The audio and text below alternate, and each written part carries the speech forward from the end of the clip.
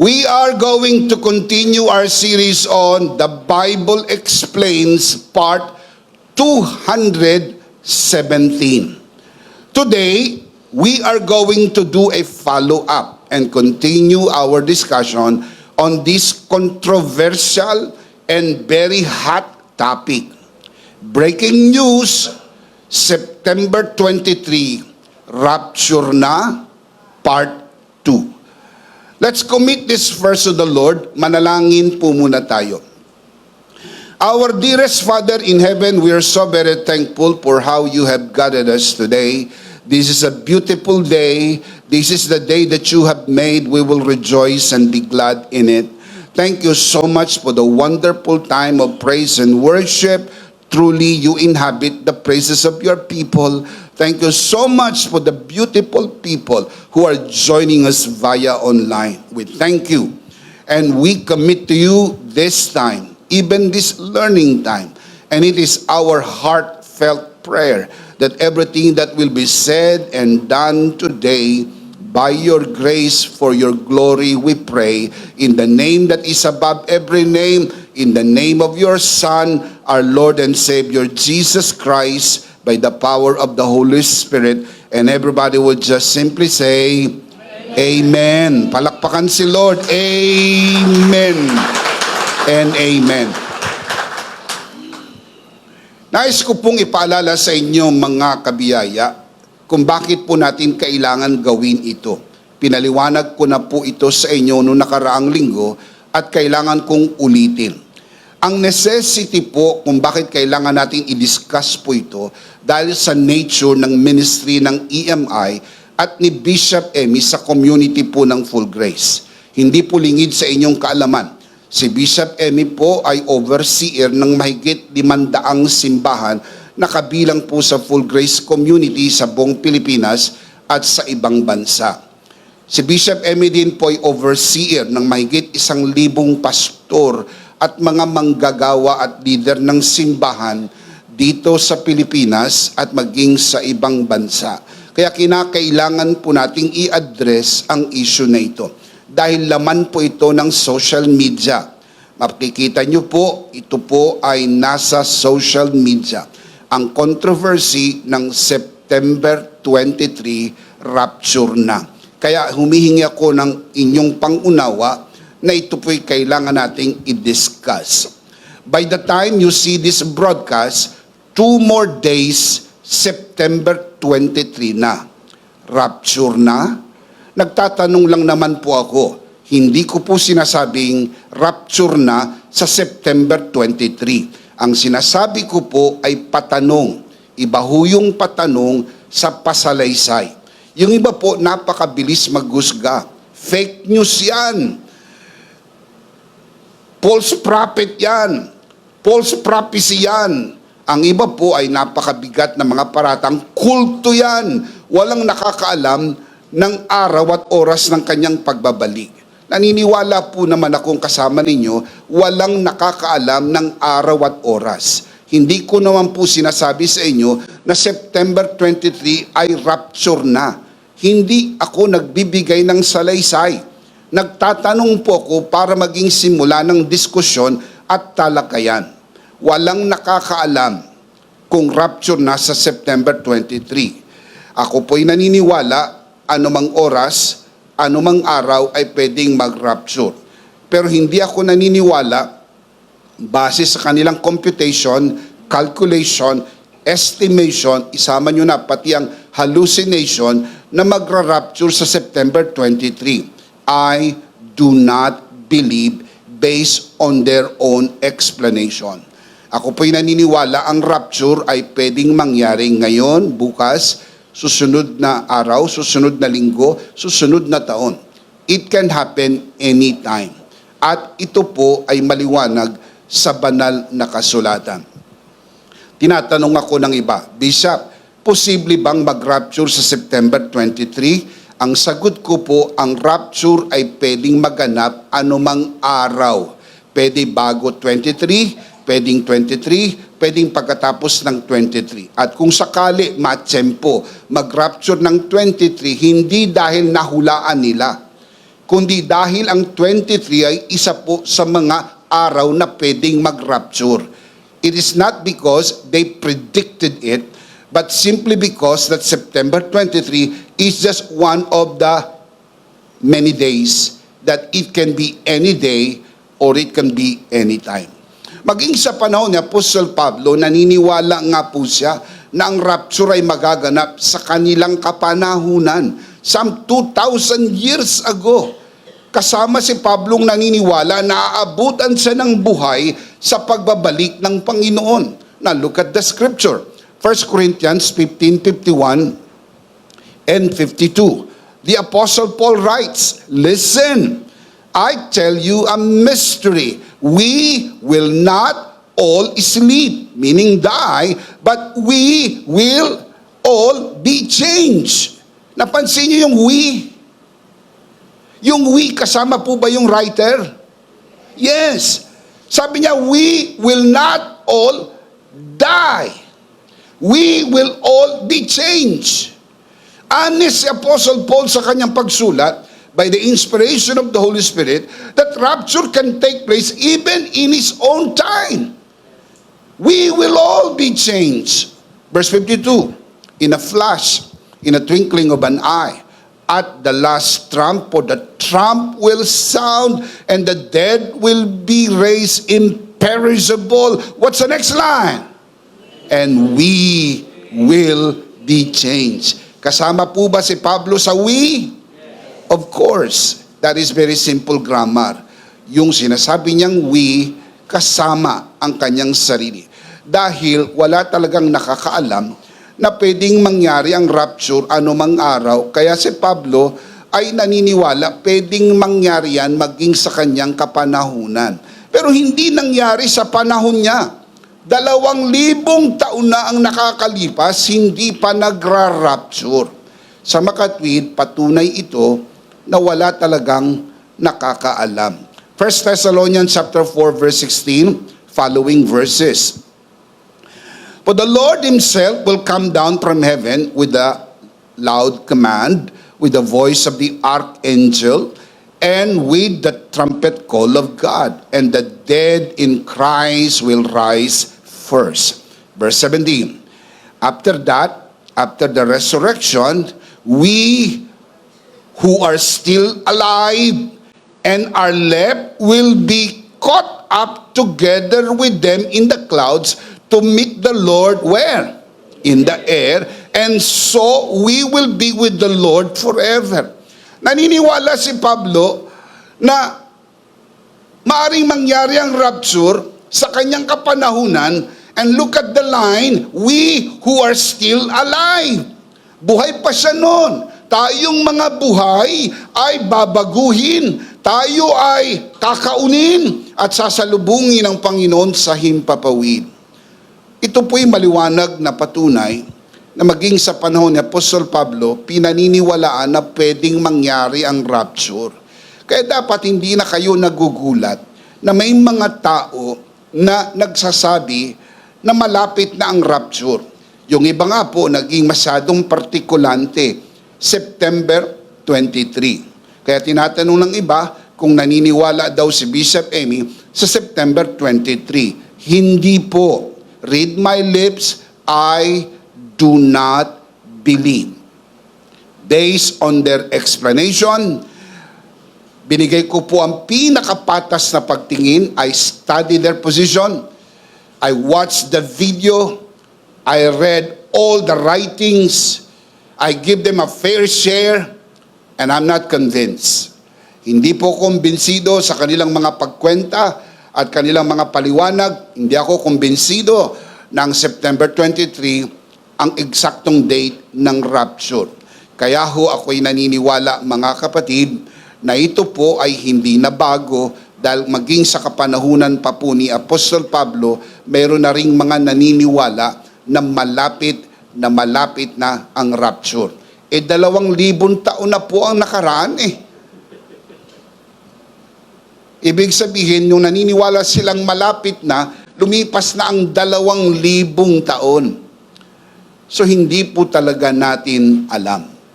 I already discussed a lot of this nung nakaraang Sunday. Sana hindi nyo na-miss out po yung last Sunday's service or broadcast. Mahalaga po na napanood po ninyo dahil doon ko po'y pinaliwanag ang ilang mga detalye at discussion sa kanilang basihan kung bakit September 23 ang napili po nilang petsa. Kung sakali na-miss out nyo po yan, you can always do the catch up. Ang broadcast pong ito ay nasa Facebook, EMI page. Hanapin nyo lang yung petsa at mapapanood nyo po uli o kailangan yung panoorin. Bypassing, kailangan ko po ibigay sa inyo ang buod para magkaroon tayo po ng continuity and connection. Now, everybody look up the screen. Look up here and look at the screen and you would see the basis of their belief. Everybody. Pinaliwanag ko po sa inyo last Sunday na ang basis po nila ng September 23 ay for the sole reason ng tinatawag pong Feast of Trumpets, Yom Teruah. Ang kanilang basihan ng paniniwala na ang unang 4 na pista ay naganap na. Ito po ay ang Feast of the Passover, Feast of the Unleavened Bread, Feast of First Fruits, and Feast of Pentecost. Ito po ay nangyari eksakto ayon po sa itinatadhana ng pista. Pagkatapos po ng 4 na pista, ipinanganak ang simbahan at tayo'y nandito na po sa tinatawag na church age. Ina-assume po nila na ang susunod na pista ay ang pista ng mga trompeta or Feast of Trumpets. At ito po ay tatapat sa petsa ng September 23 sa Israel sa taon na ito. Kaya ini-expect nila dahil naganap po ang unang 4 na pista, siguradong magaganap ang pang-5 pista at dito magaganap ang tinatawag po nilang rapture. That is the only basis na mayroon po sila. Plus, yung kanilang computation, ang kanilang pong estimation, na by that time, makukumpleto yung 6,000 years sapagkat 6 na araw nilikha ng Diyos ang mundo at sa 7 araw nagpahinga ang Diyos. Ang isang araw sa Panginoon ay 1,000 taon sa tao. So they did all the calculation, they did all the computation, and they come up with the date, September 23, 2025. Ano po ba itong pista na ito? The Feast of Trumpets, also known as Rosh Hashanah or Yom Teruah, is a Jewish holiday that begins at sundown on Monday, September 22, and concludes at nightfall, Wednesday, September 24, 2025. Sapul po yung September 23. Kaya naniniwala sila, ito yung eksaktong petsa na magaganap ang rapture dahil ang paniwala nila, ang rapture ay may kaugnayan sa pag-ihip ng trumpeta. Pinaliwanag ko na po ito sa inyo noong nakaraang linggo. We already debunked this. Pinabulaanan po natin ito sa ating pagtuturo nung nakaraang linggo. Kaya malaking bagay po na napanood nyo po yung broadcast at kung hindi, panoorin po ninyo so you can do all the connection. This 2-day celebration marks the Jewish New Year and is characterized by blowing of the shofar or ram's horn, special prayers, and traditions of eating sweet foods like apples and honey to symbolize wishes for a sweet year. Tandaan po natin na hindi lang po ito Yom Teruah para sa mga Hudyo. Ito rin po yung kanilang New Year, Rosh Hashanah. Ibig sabihin ng Rosh, mga kapatid, ay new. New. Bago, bagong taon. At yung pong word na Shana, meaning year. New Year. Iba po ang petsa ng kanilang New Year, mangyayari po yan sa September 23. Kaya magkakaroon ng blowing of shofar. Yung po yung ram's horn. Iba po ba ang New Year ng mga Chinese kaysa sa mga Pilipinos? Exactly, the same. Iba rin po ang New Year ng mga Gentiles kaysa po sa mga Jews. Kaya ito po ay hindi lang Yom Teruah, ito rin po ay tinatawag na Rosh Hashanah, meaning New Year para sa kanila. At tinataya po nila na pagpatak ng September 23, makukompleto na po ang 6,000 years, kung kaya't magra-rapture na po. Kaya tinatanong ng iba kung tayo naniniwala po dito. Merong pong mga naniniwala dito 100%. Kaya yung iba po ay nag-resign na sa trabaho, ang iba po ay nagbenta na ng kabuhayan, ang iba po ay nag-asawa na ng maaga. Kahit sino na lang makapag-asawa bago man lang daw mag-rapture o kaya ay magtapos ang mundo para sa kanila. May mga naniniwala dito ng 100%, meron din namang naniniwala ng 70-30. 70% naniniwala, merong reservation ng 30%. At meron din namang naniniwala rito ng 50-50. Parang playing safe, medyo naniniwala, medyo hindi. 50-50, parang ICU ba? Medyo naniniwala, medyo hindi. Ang tawag dyan, playing safe. Kung hindi mangyari, hindi naman ako naniwala bombo Pero kung nangyari, kita mo na nangyari. Kaya yun po yung mga tipo ng mga pastor at mga nagtuturo na ganyan ang approach. Ako po ay naniniwala, 100% hindi po ito totoo. Read my lips, especially those of you who are watching this broadcast, I do not believe this. Based on their explanation, calculation, idagdag nyo na hallucination, I do not believe. And we need to move on today with our more explanation. And here is the question. Is it okay to say there's nothing wrong with date setting? After all, if it doesn't happen, life just goes on. Sa wikang Pilipino, okay lang po ba, Bishop, na mag-set ng date? After all, kung di naman mangyari, edi tuloy lang ang buhay. My answer is no. It is not okay. Sa tuwing nagseset ka ng date, pinaglalaruan mo ang kaisipan ng mga tao. You're playing with their sensibilities. You're playing with their minds. And let me find another word to fitly describe this. You are flirting with their spirituality. Kasi alam mo na mahalagang mahalaga sa atin ang second coming because this is our blessed hope. And some people will just take advantage, flirting with it and playing with it. So I do not agree that it's okay. My position, it is not okay to set date for the rapture, and after all, to play safe, kung di naman mangyari, di wala. Wala naman ekang nawala. Mayroong nawala. Akala mo'y wala, pero mayroong nawala kapag nag-set ka ng date at hindi ito nangyari. Yan po ang pag-uusapan natin sa araw na ito. Allow me to share with you today 4 dangers in setting date for the rapture. Ano yung 4 na panganib na nakaamba at delikadong dala nito kapag nag-set ka ng date at ito'y hindi nangyari. Number 1, it contradicts what Jesus thought. Pag nagseset ka ng date, kinokontra mo yung turo ni Jesus na walang nakakaalam ng araw at oras kung kailan ito mangyayari. Matthew chapter 24 verse 36. No one knows about the day or hour, not even the angels in heaven, nor the Son, but only the Father. Now, look at the verse na nasa inyong harapan. Titigan yung maigi.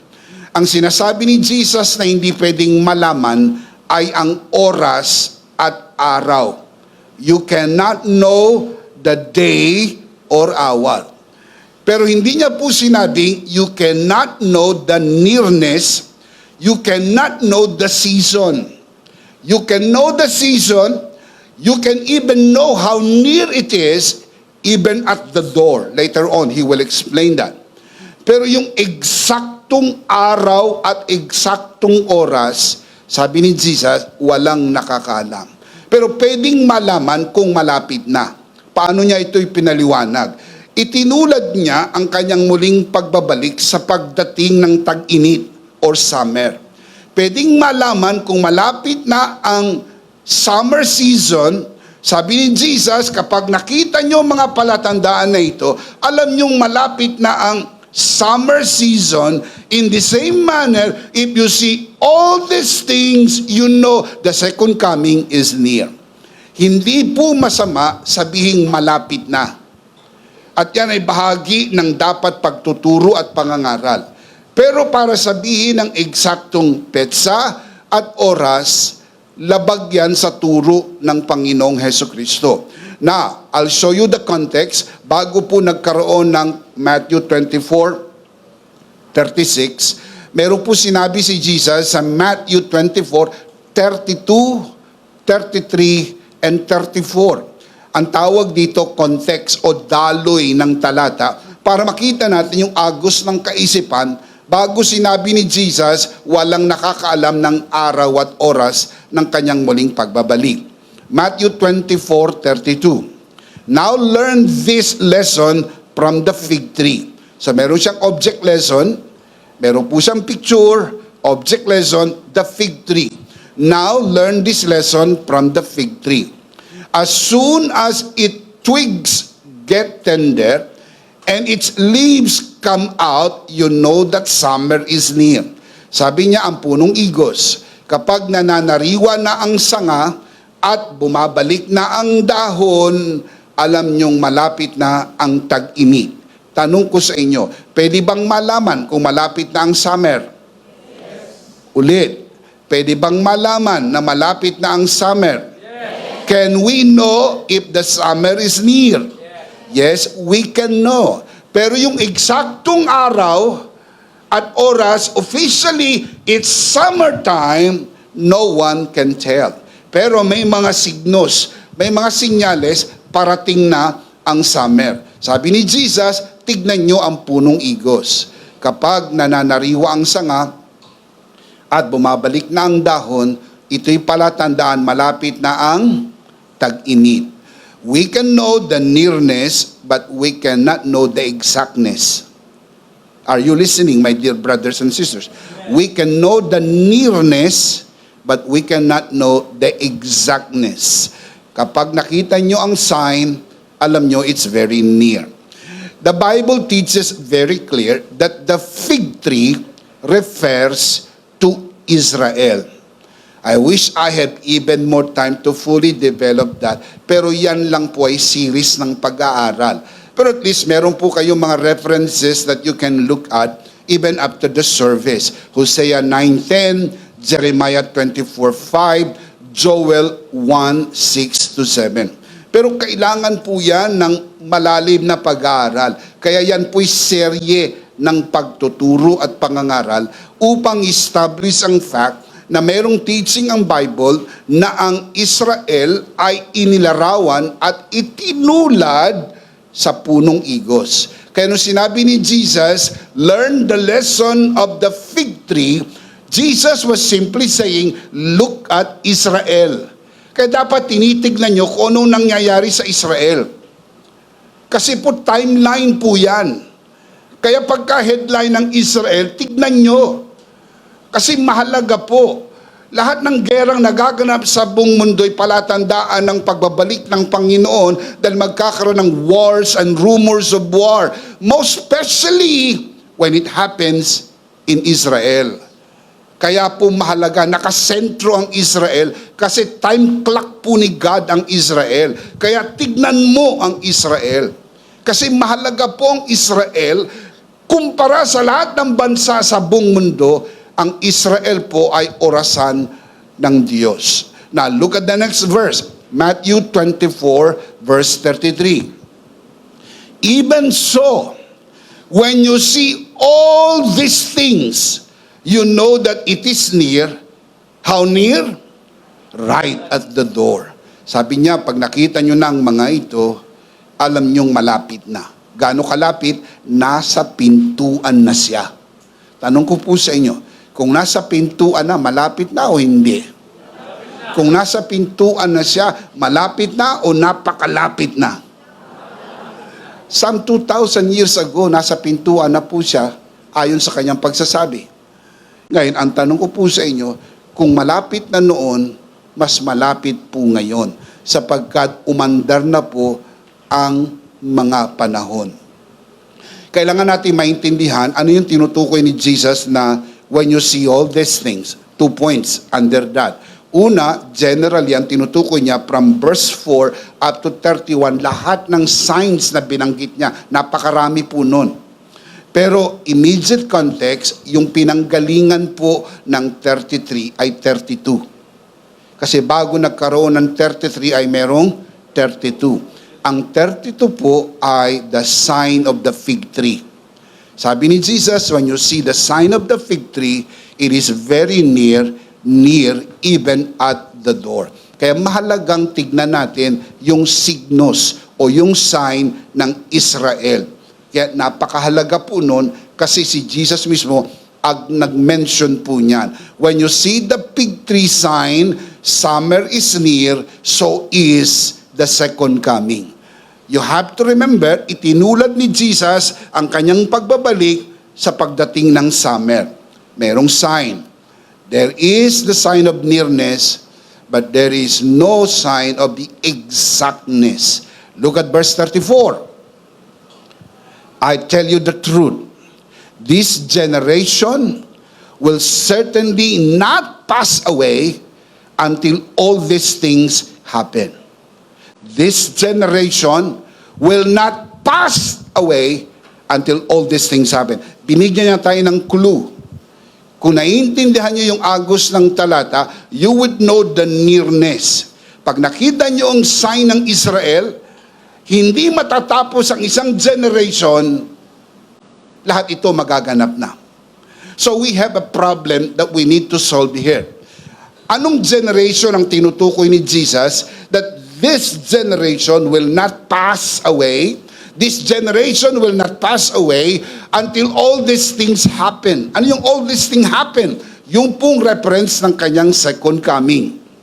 Ano yung generation? Sabi ng iba, yung generation daw, nakausap ni Jesus. Kung totoo po yun, dapat nag-second coming na. Pero hindi po yun ang generation na tinutukoy ni Jesus. Ang tinutukoy ni Jesus na generation ay yung generation na makakakita nung fig tree. Yung generation na aabutan nung summer. Yung fig tree. Pag nakita mo ang fig tree na nariwa na ang sanga at bumalik na ang dahon, malapit na ang summer. Ang fig tree ay Israel. Pag nakita mong bumalik na ang sanga, na nariwa ang sanga, at bumalik na ang dahon, hindi matatapos ang isang henerasyon, babalik na ang Panginoon. And that is very, very important. May 14, 1948, na nariwa ang sanga, at bumalik ang dahon ng punong igos. It is a matter of history. May 14, 1948, Israel is born. There was a time in the history of man na wala po ang Israel sa mapa. Sapagkat ang mga Hudyo'y nagsipangalat sa iba't ibang panig ng mundo. Pero inihula sa Biblia, muli silang ibabalik sa kanilang tinubuang lupa. Alam nyo po ba, kung napanood nyo yung video na dumarating ang maraming mga aeroplano at bumababa ang mga Hudyo, nagbabalikan sa Israel, they were kissing the land. Humahalik sila sa lupa sapagkat alam nila this is fulfillment of the prophecy. Sabi ni Jesus, kapag nakita ninyo ang pananariwa ng sanga at kapag nakita ninyo bumabalik na ang dahon, palapit na ang summer. Kapag nakita ninyo bumalik na ang mga Hudyo at naging isang bansa uli, hindi matatapos ang isang henerasyon, mangyayari ng lahat ng ito. Again, am I setting dates? No, I'm not. I am emphasizing the nearness, but not the exactness. No one can know the exactness. Are you listening, my dear brothers and sisters? Are you getting my point? Huwag tayo magkamali po dito. Dahil dito nagkakamali ang mga kulto. They set the date. No, we don't. But I can tell you honestly, it is nearer today than ever before. 1948.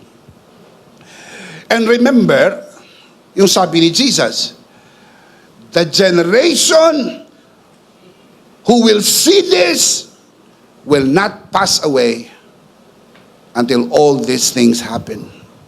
Now, the span of this generation is very important. Look at Matthew 24:34 again. Look at the verse. We need to focus on the verse. I tell you the truth. This generation, what generation? The generation who will see the sign of the fig tree will certainly not pass away until all these things have happened. Let me ask you the question. Biblically, how many years are in one generation? How many years are in one generation? Your guess is as good as mine. Pero hindi tayo pwedeng manghula. At listen up, hindi nyo pwedeng kunin ang sagot na ito sa Google. Hindi nyo pwedeng i-Google to. No, you cannot do that. You cannot even ask AI for this. You have to ask the Bible. Please tell me, I'm talking to the Bible, please tell me, sa Bible ba, ilang taon mayroon sa isang henerasyon? Kasi doon tayo magbabase. Pag nakita mo yung 1948, hindi matatapos ang isang generation, lahat ito'y magaganap na. Now, when you ask the Bible will give you 5 answers. It means one of these 5 is correct. You can see this on your screen. Number 1, and I give the Bible verse so you can check it. Number 1, they believe that in one generation, there are 40 years based on Numbers 23:13. That's why they came up with 1988, the famous prediction. September 11, 12, 13, 1988. Remember Edgar Weisnant, the person who predicted this. Kasi ang isang generation ayon sa kanila ay 40 years. Well, hindi nangyari. So alam nyo agad na cross out na yon. Dahil hindi na natin pwedeng balikan ng 1988. The second one is 70 based on the span of life, Psalms 90 verse 10. Ang buhay ng tao ay 70. So they counted 1948 plus 70, 2018. That's why noong 2018, naniniwala sila na magkaroon na po ng second coming. That's how they do it. That's how they speculate. That's how they calculate. Now, isa pa, number 3 is 80. Kasi binanggit din sa Psalms 90 verse 10, ang buhay ng tao ay 70 at sa dahilan ng lakas hanggang 80. So minimum of 70, maximum of 80. Regular span of time, or rather span of years ng buhay ng tao. So they do the math. 80, 1948 plus 80, 2028. Oh, hindi pa nangyayari yan. Kaya pwedeng mangyari po yan ayon sa kanila 2028. Then they keep on looking at the scripture. Sabi po sa Genesis 15, 13, and 16, 100 years ang isang generation. 100 years. So pag kinumpute mo, 1948, bumalik ang dahon, bumalik ang pananariwa ng sanga, bumalik ang dahon ng punong igos, which refers to Israel, ang papatak na year ay 2048. Meron pa pong isa, 120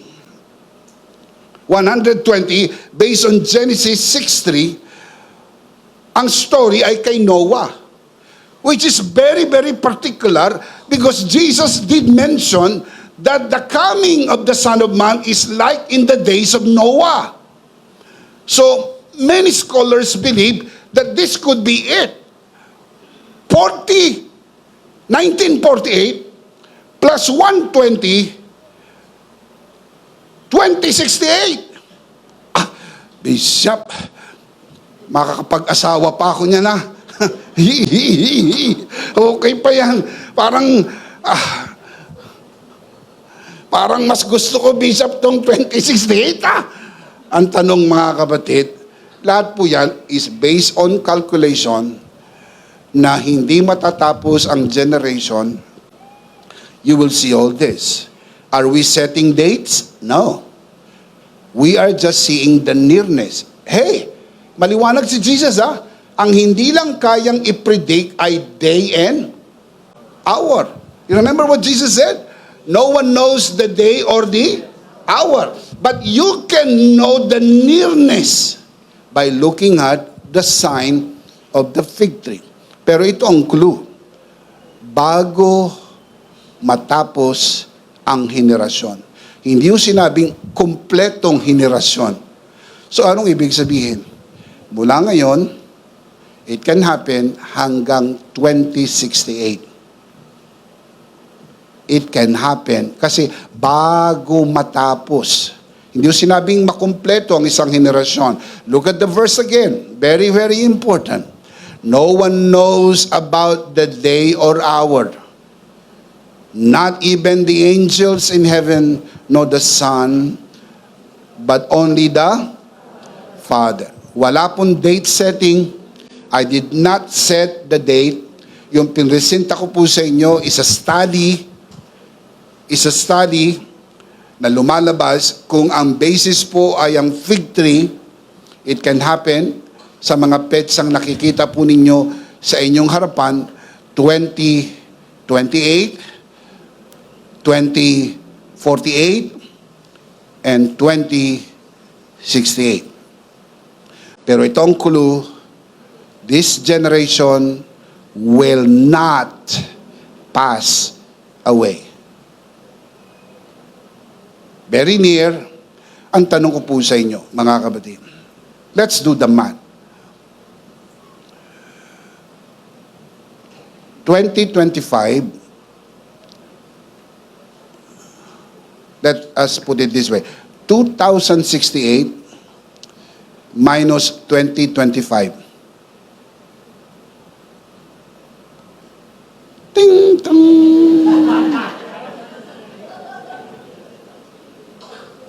Wala bang mathematician sa 43. Tatanungin ko po kayo, let's be more practical. Mas malapit ba yung 43 years kaysa sa 2,000 years? Ang tagal ng sagot nyo. Mas malapit po ba yung 43 years kumpara sa 2,000 years? Imagine, 2,000 years nang lumipas, ang natitira ay 43, mas malapit ngayon kaysa noon. Pero hindi ko kinakailangan mag-predict ng araw at ng oras dahil bawal po yun. Dahil sabi ni Jesus, walang nakakaalam ng araw at oras. Pero pwedeng malaman kung malapit na. Sabi ni Jesus, tignan nyo ang punong igos, malapit na ang tag-init. Pag nakita nyo ito, malapit na. Gaano kalapit? Nasa pintuan na ang Panginoon at sasalubong na tayo sa Panginoon magpakailan-kailan pa man. Come on, give Him praise. This is our blessed hope, that we will be the Lord forever and forever. Now, look at the diagram. You can see this on your screen. The rapture will happen before the tribulation. Look at this. This is the rapture. After the rapture, great tribulation. After that, the second coming. Pinaliwanag ko po sa inyo nung nakaraang linggo. I believe that Yom Teruah will happen here. Not in the rapture. For the simple reason, nakala nila sa rapture dahil meron trumpet. Dito po sa second coming, meron din trumpet. I believe, and this is what I firmly believe based on my own study, that this is better than believing the rapture will happen on Yom Teruah. Kasi ito pong tatlo magkakasunod mangyayari. Ito pong apat ay magkakasunod na nangyari. Passover, unleavened bread, first fruits, Pentecost. Ito pong pagitan ng church age is mystery. Kaya kung naniniwala, hindi ito parte ng pista. Kasi ang church ay mystery. Rapture is a mystery. Ito po ay part ng Israel, 7 years tribulation. Inihula ni Daniel, yung 70th week of Daniel is the 7 years great tribulation. After that, the second coming. Darating ang Panginoon sa Battle of Armageddon. Kaya doon sa Israel, when we were there last time, pinakita po sa amin yung plane kung saan magaganap ang Battle of Armageddon. This will happen in Israel. After that, the Day of Atonement, and after that, Tabernacles, which is the Millennial Kingdom. Tignan niyo ang sequence. Ang tatlo magkakasunod. Ang apat magkakasunod. Kung ang rapture ay magiging Yom Teruah, magkakaroon ng patlang. Tapos magkakaroon ng second coming, which is not part, according to them, ito na agad, Day of Atonement, at tapos ay Tabernacles. Tatlo na lang kasi sa peace ang hindi nangyayari. Sundan niyo yung flow. Unang apat, sunod-sunod. Kung dito magaganap ang Yom Teruah, magkakaroon ng dalawang patlang. Ito, tapos ito na, at saka yung Tabernacles. Now, when you flow with the text, mas believable yung unang apat magkakasunod, meron pong pagitan, which is the mystery, and then the 70th week of Daniel, and then Yom Teruah, and then the Day of Atonement, Yom Kippur, and then Sukkot, which is the Millennial Kingdom. Kaya, ako'y naniniwala, walang basis ang September 23. Hindi dahil magkakaroon po ng pista sa Israel sa 23, ay magaganap ang rapture. Wala hong kaugnayan ang mga Hudyo sa rapture. Ang rapture ay hindi para sa mga Hudyo. Ang rapture ay para sa mga hintil na niwala kay Kristo, ang iglesia ng Panginoon, nasasalubong sa Panginoon, magpakailan-kailan pa man to be with the Lord. Shout amen. Number one, it contradicts what Jesus taught. That's why we do not do the date setting.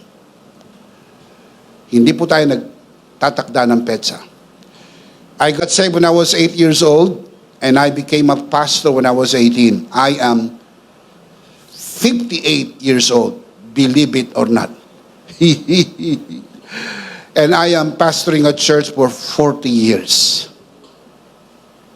And we never set a date. Never did that. And never will do that. So for the record, ang ating pong community at ang ating church ay hindi kasama sa mga grupo na nagtatakda ng petsa. Kung sino man sila, bahala sila sa buhay nila. Basta payapa tayo, alam natin, malapit nang babalik ang Panginoon. Come on, palakpakan si Lord. Malapit na. Number two, It distracts us from our mission. Pag naglalagay ka ng petsa, madistract ka. Instead na ang tingin mo na sa mission, napupunta ka sa calculation, estimation. Nagkakaroon ka ng distraction, natutuon ka dun sa mga bagay-bagay na hindi naman para sa iyo. Look at the verse. Acts chapter 1 verse 7 to 8. Jesus said to them, his disciples, "It is not for you to know the times or dates." Ang linaw eh. Hindi para sa inyo alamin ang oras at petsa. The Father has set by His own authority. But, look at the contrast, but you will receive power when the Holy Spirit comes on you, and you will be my witnesses in Jerusalem, in all Judea, and Samaria, and to the ends of the earth. Mga kapatid, hindi kailangan nakatuon sa petsa. Bakit? Jesus turns our focus from speculation to mission, reminding us that grace empowers us not to predict dates, but to proclaim Him. Hindi po ibinigay sa atin ang anointing, i-predict ang date, time, or hour. It is not our responsibility. Ang responsibility natin is to share the gospel to the ends of the earth while waiting for our blessed hope. Can you say amen? Amen. Date setting makes Christian preoccupied with calendars instead of evangelism. But grace reminds us that our mission is not to calculate times, but to proclaim Christ, so that more people may receive the gift of salvation before He returns. Yun ang ating misyon. Hindi natin misyon magpetsa. Hindi atin yan. Ano ba yan? Ba't natin pinakikialaman ang hindi para sa atin? Yung para lang sa atin ay mangaral tayo ng mabuting balita, dahil hindi gusto ng Diyos ang sino man mapahamak, kundi maligtas. Can you say amen? Amen. Grace calls us to proclaim Christ, not to quarrel over timelines. Our mission is what? Salvation, not speculation. September 23 is merely speculation. We do not agree on all counts to speculate, because it is not biblical. Number 2 again, it distracts us from our mission. Number 3, it breeds false hope. Kapag nagbibigay po yan ng petsa, tapos hindi nangyari, ang dala po niyan ay maling pag-asa. Na wow, mali ka. Alam niyo yung feeling ng na wow, mali? Asang-asa ka na. Ang tawag diyan, asa pamor. O bisan tawag nila diyan, asanes. Asa ng asa. Pinakita ko sa inyo last Sunday, hindi naman ito bago, di ba? Ang dami ko ng petsang pinakita sa inyo ng mga tao pagod na sa pag-asa ng pag-asa sa mga petsang nabigo. Ang nakakatakot po niyan, pag napagod ang taong umasa, baka hindi na sila tuluyang umasa at mawala ng pag-asa. That is the danger of it. Kaya tigilan na sana ang mga pagtatakda ng petsa. Ang itakda nyo na lang yung birthday nyo. Huwag nyo nang pakialaman yung petsa ng second coming. Apay met kasta. Anyamit dayto eh. Date setting brings false hope because it builds our expectation on calendars and human predictions. It is like walking by sight and human insight instead of walking by? Ang sabi pa ng Bible, we should walk by faith. 2 Corinthians 5:7, walk by faith. Eh kung may petsa na, walking by faith pa ba yan? Hindi na. Walking by sight na yan. Dahil nakatingin ka na eh. September 23, by faith pa ba yan? Hindi na. By calendar na yan. Paano kung hindi mangyari?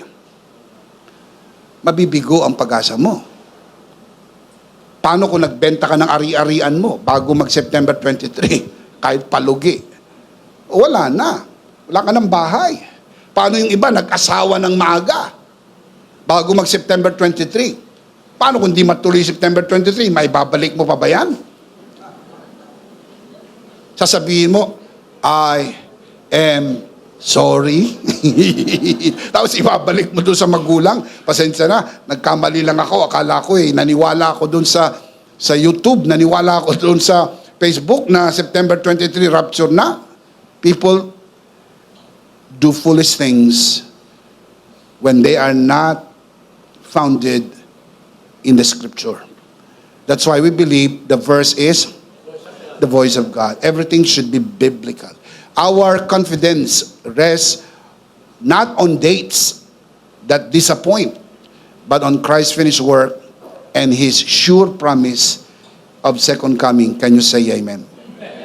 1 Thessalonians chapter 5 verse 1 following verses. Ang context po ng chapter 5 ay chapter 4 verse 16, 17, 18. For your information, sa 1 Thessalonians 4, 16, 17, and 18, diniscuss niya ang rapture. So ang pinanggalingan po nito, rapture, ha? Look at chapter 5 verse 1. Now brothers, about times and dates, we do not need to write to you. So hindi na natin kailangan isulat, hindi na natin kailangan pag-usapan ng alin. Now look at the verse. Now brothers, about what? Times and dates. We do not need to write to you. Ano pong context ng times and dates? Galing po yan sa 1 Thessalonians 4, 16, 17, and 18, referring to the rapture. Hindi niyo ba pwedeng pakinggan sa Apostle Pablo, regarding the rapture, we do not need to write to you about the dates and about the times. Paniwalaan natin ang Bible. Si Pablo nagsabi, hindi na natin kailangan yan pag-usapan. Hindi ko na kailangan isulat sa inyo. For you know very well that the day of the Lord will come like a thief in the night. Ano ibig sabihin like a thief in the night? 3 points. Number 1 is the suddenness. Number 2 is the unknowingness and the unexpectedness. Yung tatlong kaisipan po na yun. Kaya huwag natin pag-usapan. In-expect mo ba na may magnanakaw sa inyo mamayang gabi? Oh, tinatanong ko kayo. In-expect mo ba na papasukin ka mamayang gabi? Di palagay ko hindi ka na matutulog. Palagay ko may hawak kang bolo. May hawak kang basuka. O baka nagtawag ka na ng mga tanod, nagtawag ka na ng mga pulis, nagbabantay. Bakit ay kami mga bantay sa bahay mo? Dahil pakiramdam ko, nanakawan ako ngayong gabi eh. Ay paano kung hindi nangyari? Ang dami mong babayaran tanod. Dami mong babayaran pulis, pinatawag mo pa. Kaya walang nakakaalam. Oh, look at the next line. For you know, very well that the day of the Lord will come like a thief in the night. Verse 3. While people are saying peace and safety, destruction will come on them suddenly. Saan galing ang 3 sa verse 2? Doon pa rin sa context pa rin po ng thief in the night. The suddenness, the unexpectedness.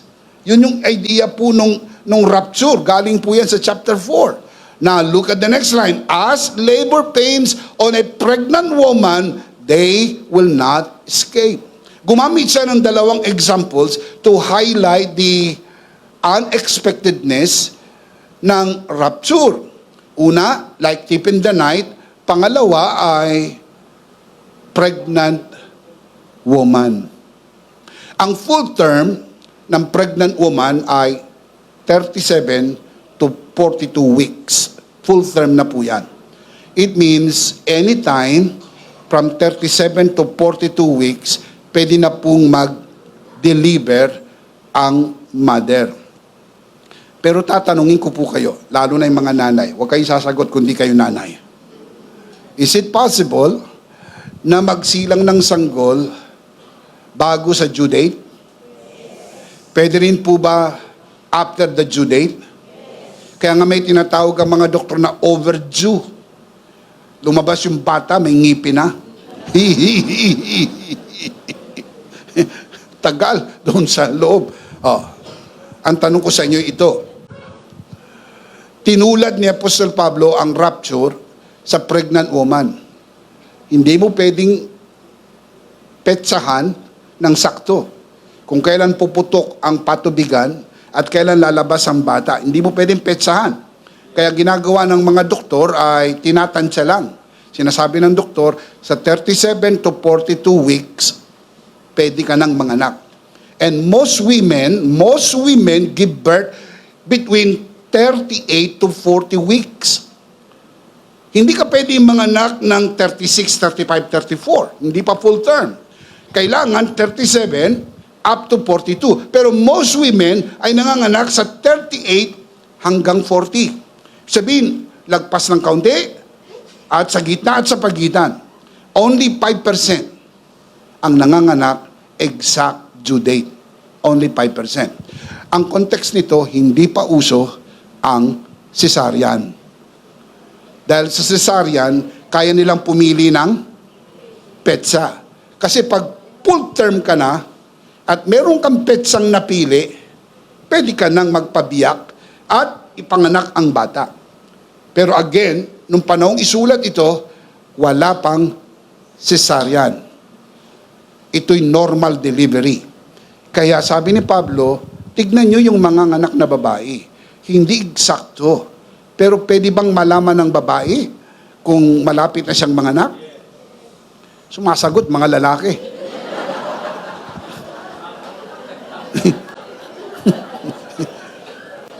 Wala naman kayong kinalaman dito. Gusto ko sumagot yung mga babae, mga nanay. Pwede bang malaman kung malapit na? Yes. Pero pwede bang malaman ng eksaktong petsa? No. Lalo ng oras. Kung kailan puputok ang patubigan, walang makakalam. Ganon din ang rapture. Di mo malaman kung gaano ang petsa at oras. Pero pwede mong malaman kung malapit na. Ang tanong, malapit na po ba? Super lapit na. Na hindi naintindihan ng ibang mga Kristiyano nung panahon ni Pablo, sinulatan niya yung mga taga-Thessalonica. Mantak ninyong ginawa ng mga taga-Thessalonica, historically, nagbenta ng ari-arian tulad ng nangyari ngayon. Benta, tumigil sa negosyo, tumigil sa trabaho. Alam niyo ginawa nila? Umakyat sa ibabaw ng bubong, doon na tumira. Araw-araw nakatingala. I'm not joking, this is really true. When you look at the history nung Thessalonian church, that's what they did. Nakatingala. Ngayon na ba? Ngayon na ba? Ngayon na ba? Araw-araw na ginawa ng Diyos. Nandun sa bubong at nakatingala sila. Ngayon na ba? Ngayon na ba? Ngayon na ba? Anong ginawa ni Pablo? Sumulat siya uli. Anong kasunod ng 1 Thessalonians? 2 Thessalonians. Very good talaga kayo. Nai-impress talaga ako sa inyo. Ginaganahan ako magturo dahil ang gagaling yung mga mag-aaral. Praise God! Saan ka pa ba makakakita ng mga mahusay na mag-aaral? Dito lang. Sa EMI. Palakpakan nyo muna, Panginoon, sa buhay nyo. Praise God! 2 Thessalonians 3:10 to 12. Sulat siya. Pangalawang sulat, Base doon sa unang sulat niya, malapit na. Naku, inabuso ng mga taga-Thessalonica. Di na nagtrabaho. Sabi ni Pablo, verse 10, for even when we were with you, we gave you this rule. If a man will not work, he shall not eat.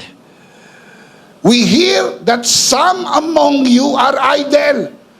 Naibalita sa amin, narinig ko, na may nagkwento sa akin, hindi na raw nagtatrabaho yung iba. Nakatingala sa langit at nag-aantay ng second coming.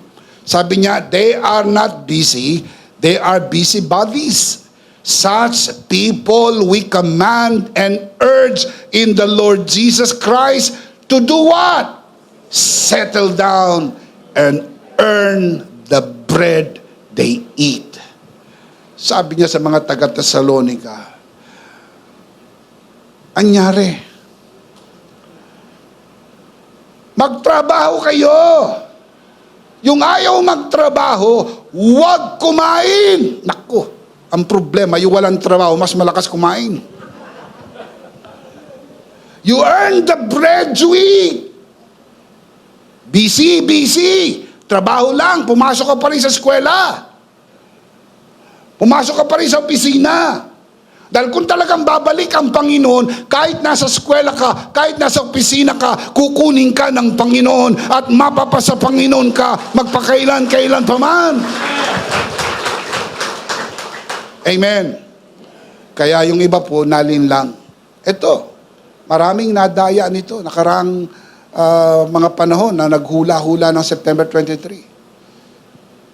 I for one know, may mga tao na nag-PPM at nagko-communicate kay Bishop Emmy at sinasabi na may mga kilala po sila na tumigil na sa opisina, nagbenta ng kabuhayan dahil sobrang bilib na talaga sila na ito ay rapture na.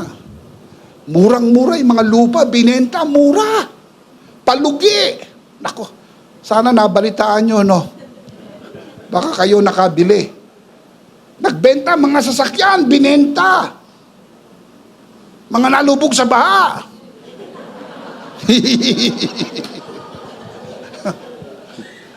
Buti na lang hindi kayo nakabili, no? Mga kapatid, maraming kahibangan ng mundo. Pero pag na kay Kristo ka, payapa ang iyong isip dahil alam mo, pagbalik ng Panginoon, kukunin tayo ng Panginoon. Shout amen. Amen. Number 3, it breeds false hope. Number 4, I'm starting to close. Number 4, it damages our credibility. Pagka nagsiset ka ng date, tapos hindi ho nangyari, masisira ang kredibilidad mo. Hindi ka nakapani-paniwala. Mga taong ngingisi-ngisi na lang sa'yo. Kasi kung nagkamali ka ng isang beses, siguradong magkakamali ka na naman uli. At pag marami ka ng pagkakamali, ang tawag na sa'yo, mali-mali. Ay, si Pastor mali-mali yan. Nag-set na ng date yan dati, mali-mali. Kaya ang pastor na yan ay mali-mali.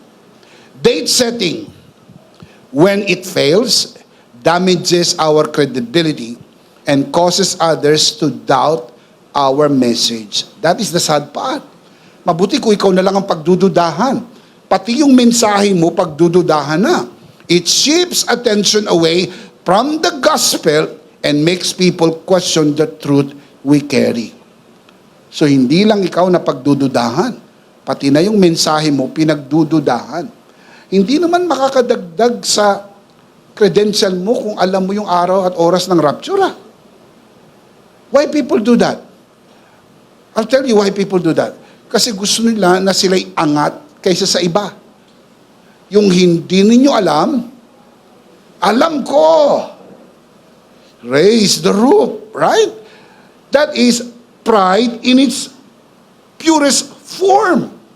Wala naman nakakaalam. Ba't ikaw lang ang nakakaalam? Ba't ikaw lang kinausap ni Lord? Ba't sa ilang binigay yung revelation? Ang dami-daming Christian sa buong mundo. Ba't hindi nila nakuha yung revelation na yan? For the simple reason that you want, or some people want, that they are extraordinary. Sila'y mayroong wisdom, mayroong silang galing na wala yung iba. That is very dangerous. I'll show you the verse, Deuteronomy 18:22. If what a prophet proclaims in the name of the Lord does not take place or come true, that is a message the Lord has not spoken. That prophet has spoken presumptuously. What's the next line? Do not be afraid of him. Sa ibang salin, do not respect him. Mawala ang respect mo. Hindi ka na igagalang ng mga tao. Magiging laughing stock ka na lang. Ayan yung nag-predict ng September 23 eh. Kaya kahit totoo na yung sinasabi mo, hindi ka na paniniwalaan. Naalala niyo po yung bata na sumigaw ng wolf? Wolf! Wolf! Or wolves! Wolves! Dumating yung mga tao para tulungan yung bata. Tapos yung dumating yung mga tao, sabi ng bata, joke lang. Joke lang. And then the second time, gano'n na naman. Wolves! Wolves! Help! Dating yung mga tao para tulungan yung bata. And the same thing happened. Sabi ng bata, joke only. And then the third time, totoo nang may wolves. He cried aloud, wolves, and no one came. Because people might think you are, again, joking. Kaya you are a big joke. Kaya ang magiging palayaw mo na, joker. Sabi mo, pagtatawanan ka na. Is that what you want? For the price of September 23, is that what you want? We will never, ever do that. Now, look at the same verse from the Message. Look at this verse. If what the prophet spoke in God's name does not happen, then obviously God wasn't behind it. The prophet made it up. What's the next line? Can you imagine that disrespect there? Forget about him.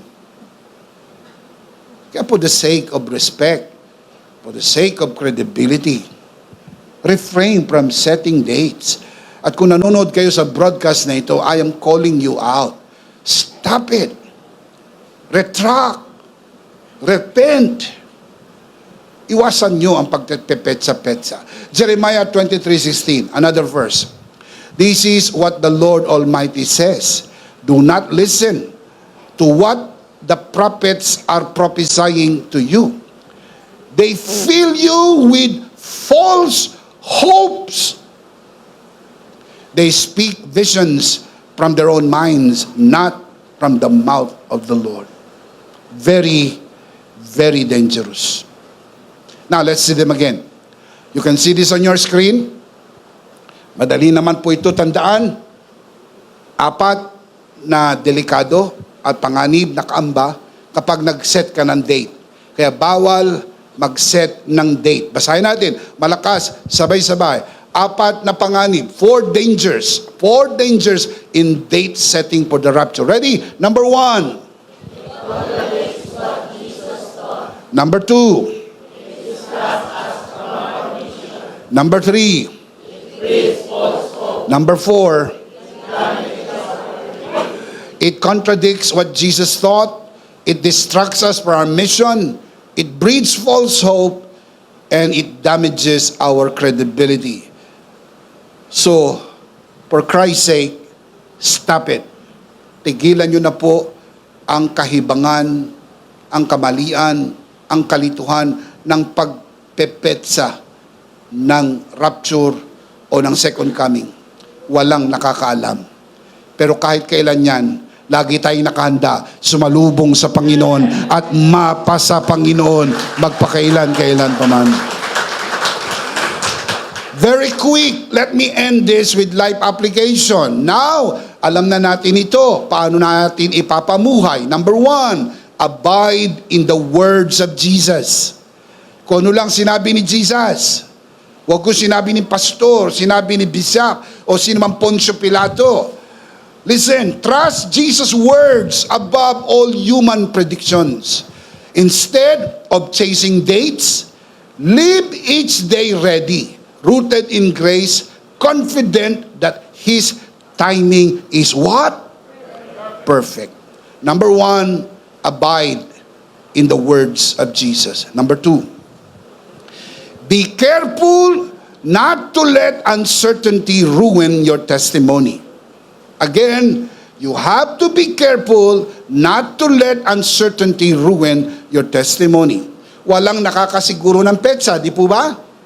Tinatanong ko kayo, walang nakakasiguro ng petsa at oras, di po ba? Huwag mong itaya yung credibility mo doon sa walang kasiguruhan. Guard your testimony. Speak only what aligns with God's word. Let your life, conduct, and teaching affirm the truth of the gospel so others see integrity, not contradiction. Very, very important. Number 3, I'll close with this.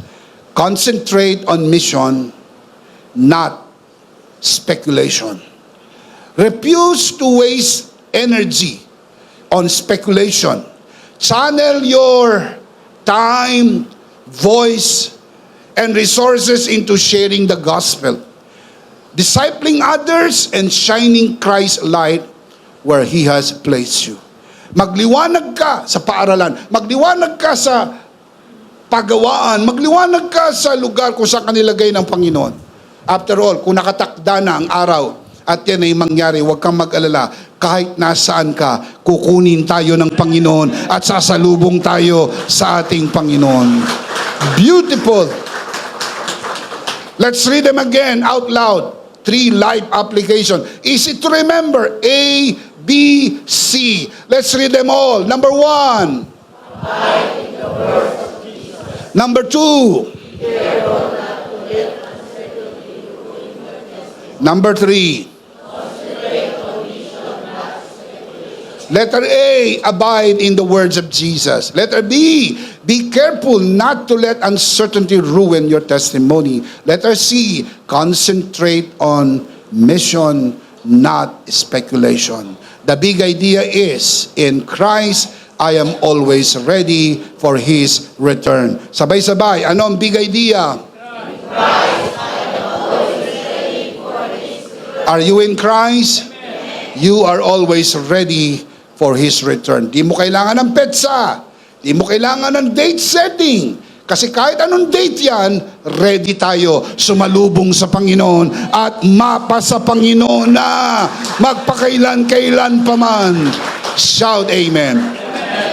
Of course, we do not want to end this broadcast without giving you the opportunity to receive Jesus today and be saved and to be with the Lord in the rapture anytime from now. Receive Jesus today. Manalangin tayo ng pagtanggap sa loob ng bulwagan na ito, lalo na sa mga nanonood sa broadcast. Sumunod kayo sa panalangin ng pagtanggap. Taas natin ang ating 2 kamay. Samahan po natin ang ating mga bisita at sumunod tayo sa panalangin ng pagtanggap. Ariin mo na ito isang personal mong panalangin. Panginoong Hesus, ako po'y makasalanan. Hindi ko po kayang iligtas ang aking sarili. Ako'y mapapahamak ng hiwalay sa iyo. Narinig ko po ang mabuting balita. Ako po'y naniniwala.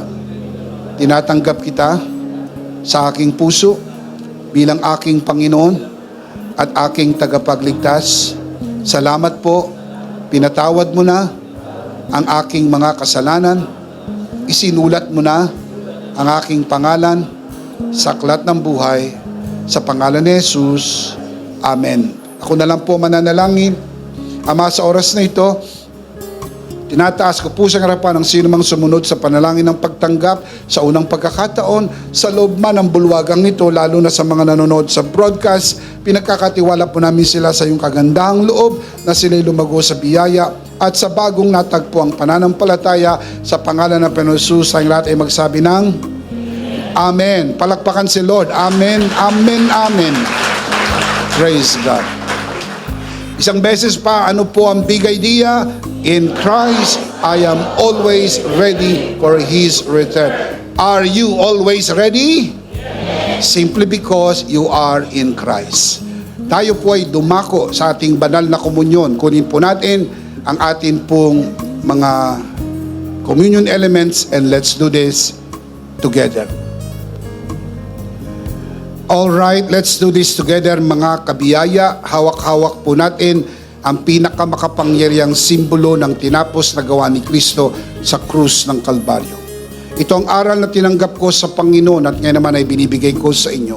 Nang gabing isa'y pagkanuloy dumampot siya ng tinapay, kanyang pinagpiraperso at kanyang sinabi, ito ang aking katawan na pinagpiraperso dahil sa inyo. Gawin niyo to bilang pag-alaala sa akin. Sabay-sabay po natin gawin.